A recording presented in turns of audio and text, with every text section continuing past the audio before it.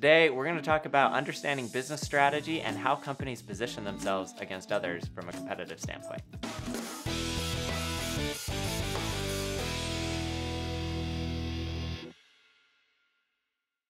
All right, so first, what is business strategy? Well, a lot of people have a lot of ideas of what that could mean. That could be like, hey, this is our strategic plan of how we're going to build the business or how we're going to acquire customers. It could be like a plan. But when we think about business strategy and as it relates to analyzing potential investments or thinking about your own company and how you're going to develop your own business strategy, the way I like to think about it is business strategy is the art of creating monopolies. Now, in our society, monopolies are viewed as a bad thing, right? You look at like our history with antitrust and all of these other things where, big bad companies have created all kinds of problems and we've gone after them. And so monopoly has kind of become this dirty word. But in the world of venture capital, ultimately you want to invest in companies that can become real monopolies. And the reason for that is because monopolies are able to charge higher prices and therefore gain higher profits in a relatively short time period. Which, as a venture capitalist, that's what you're looking for. You're looking to invest in companies that are highly profitable over the short run. And so you can invest, watch that investment grow really quick, sell it to somebody else or sell it in the public markets, and capture your returns. So what does that mean? That means that you have to understand how monopolies are created. All right, so there are two basic ways to create a monopoly. One is through differentiation, and the other is through what we call a low-cost strategy. So differentiation is all about making your product different for different types of customers. So, and adding a ton of value and benefits. Generally speaking, a differentiation strategy looks like a company with a very strong brand and a very high-end product. So companies like Apple are good examples of that. Incredibly strong brand, very high-quality products, very different from a lot of the other PCs that are out there, right? One of the advantages of that is that by creating a product that's very high end, they are excluding themselves from a big chunk of the market that can't afford or is not willing to spend that much money on a computer. But the flip side is, if you're a competitor to Apple, it's hard for those competitors to make a product that appeals to people that just love Apple fanatics, right?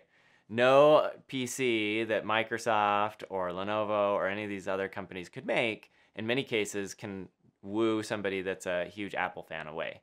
And that's the whole idea behind differentiation.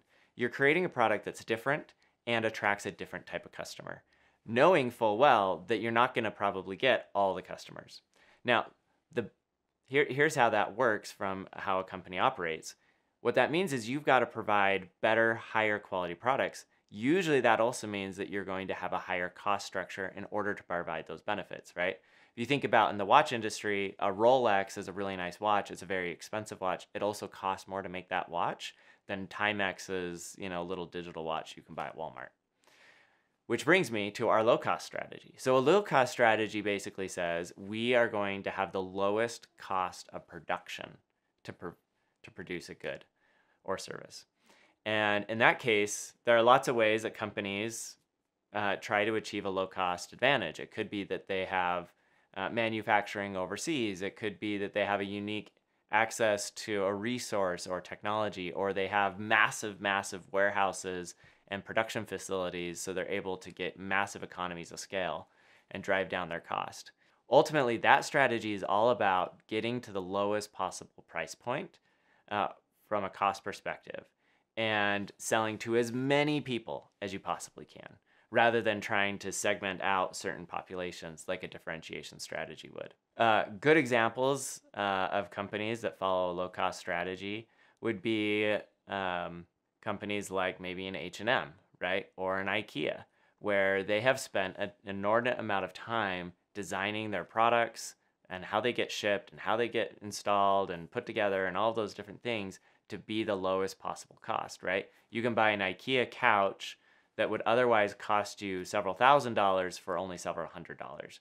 And that's because IKEA is very focused on driving down that cost, right, for their consumers. Even though that couch may not be the very nicest, best possible couch, right? So that's your trade-off. Ultimately, what allow these strategies to become monopolies is that if you build a brand like Apple, it's really hard to attract away Apple's customers that are super loyal. On the flip side, if you have a really good low cost strategy, it's really hard for competitors to replicate what you've done on the low cost. If they want to do it, they'll have to build a massive facility. They have to ship all of their manufacturing overseas. They'll have to invest a ton in R&D to drive down their costs, right? It's really hard to replicate that. So a good example that I like to use is Delta versus Southwest. So Southwest is the low-cost provider in the airline industry, right?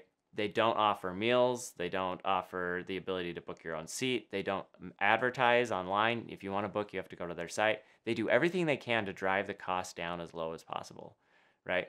What that means is they are often able to undercut other competitors like Delta in terms of the fair value to fly from point A to point B. But that doesn't mean that Delta loses, right? Delta can still win. And the reason why Delta wins is because they have created a product suite that is really appealing to a business class flyer. And a business class flyer, they care about things like meals on the plane, lounge access, getting upgraded to first class, a lot of those things. And because their company is paying for it, they're willing to pay a higher price point for those things. It's hard for a Southwest to get access to those customers, those business customers that pay a lot of money, just like it's hard for Delta to replicate Southwest's low-cost strategy. Okay, so bringing it all together, it's not like you have to choose one or the other. And in fact, most great technology companies actually have both strategies at play. If you think about a company like Facebook, part of the reason why Facebook is able to generate massive profits is because they are winning on both the differentiation side of the business as well as the low cost. Facebook's business is fundamentally all about advertising, and they have to acquire data about you and me to feed into that advertising engine so that advertisers can send us targeted ads that are highly effective. That's essentially their business model. If you think about it from a cost perspective, getting access to that data is inordinately expensive for most companies. And yet you and I have given Facebook, whether it's through Facebook or Instagram or WhatsApp or whatever it might be, a ton of our information for free, right? That's really hard to replicate if you don't have a similar strategy to Facebook. So they have an incredibly low cost when it comes to acquiring user data, which they then feed into their advertising engine. But here's the other thing that's cool on the differentiation side is that because so many people are on Facebook and the network effects are incredibly strong, right? Like I want to be on Facebook because all my friends and family are on Facebook, right? They have so many people. They have almost all the people, right, on the platform sharing their data, which means they have better and richer data than anybody else. And so if you're an advertiser and you want access to those customers and that data, Facebook is really one of the very few, if only, platforms where you can tap into that, right? It's really hard for any other competitor to be able to try and compete and steal advertisers away from those platforms. Because of that, Facebook is able to charge very high rates to advertisers while paying very little for the actual data that is powering that advertising engine.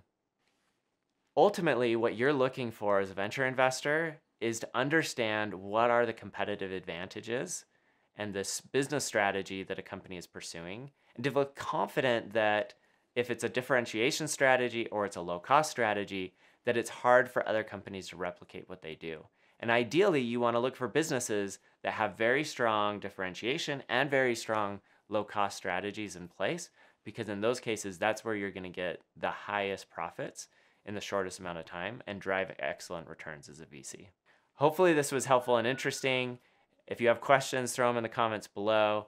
Join me next time for our next episode of Venture School, where we're going to talk about what makes an attractive market size.